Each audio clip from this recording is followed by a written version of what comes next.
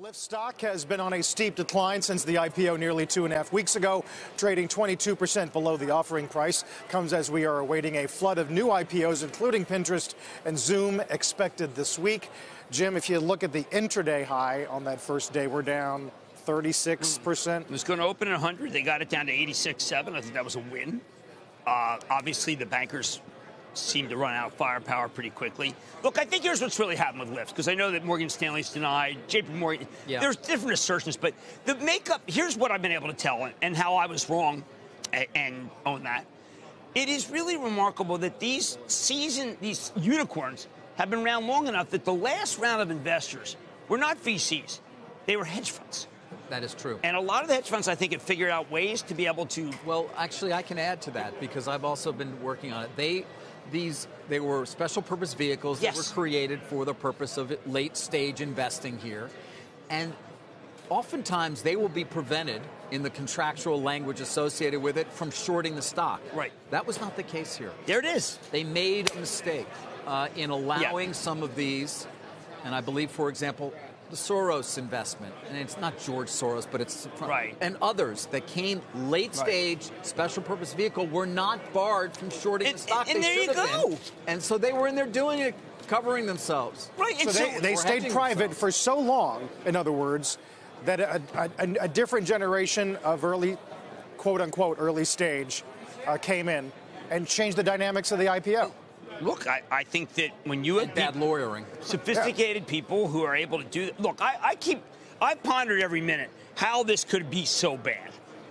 And the answer is their basis must have been really low. They're hedge funds. They figured out a way around. They weren't done. It wasn't done by Morgan Stanley. They didn't orchestrate this. But look, those of us who, I thought this thing would stop at 70. And I kept trying to figure out, okay, what happened? And I've done a huge amount of digging, which is what you did. And we came up with the fact that they can blast out, which is not supposed to happen. No, and a lot of them did flip when they said they wouldn't, which is always typical. But, we've got a really tight book. And then, of course, so many of the hedge fund guys just sold their stock almost immediately. So, look, I was wrong because I've never seen it before. I was locked up. When I did the street, I was locked up from that run from 66 down to 2. And then around 2, I was free to trade. That was suboptimal. It was completely suboptimal. So wait, is this a bad precedent for the ones still to come? Well, I think it's a great one-off? precedent because now everyone's going to be scared. And it's really great because we need people a little scared. Pinterest, I was pondering last night, could Amazon go after Pinterest? Amazon woke up and put out a release. Well, they didn't do it. They just said, we're going to go against Spotify. It was the end of Spotify. I know.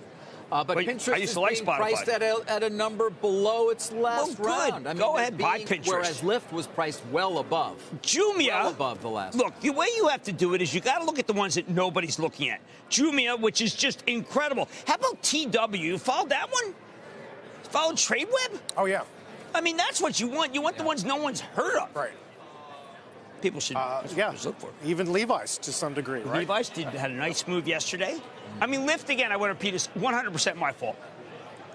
Because I learned that on Twitter. 100%. Maybe 110%. But it is really people have to understand, if there are not a sizable cohort of investors who came in at the end because these things have been just hanging around forever, they figured out how to get around. And until I see that they're totally locked in and they will do not pass go right to jail, then they're going to blast out all these because they're basically, well, see what's interesting, they probably want to cut their losses these last. That's very interesting. No one thought about this. It's not supposed to happen. I was talking to people at all the firms, and not one of them thought this would happen. No, they didn't. They were confident they had a strong. They were like me. It was like, hey, guys, this can't happen. It can't happen. See, because you were tied up from 66 to 2. I was free to trade. Just blast right out. Below my basis. I remember those days. You do? I don't. I do. I forget entirely. I don't remember any of that with my father, my sister held just wiped out. I don't remember. I've forgotten this. As a matter of fact, I feel good about it.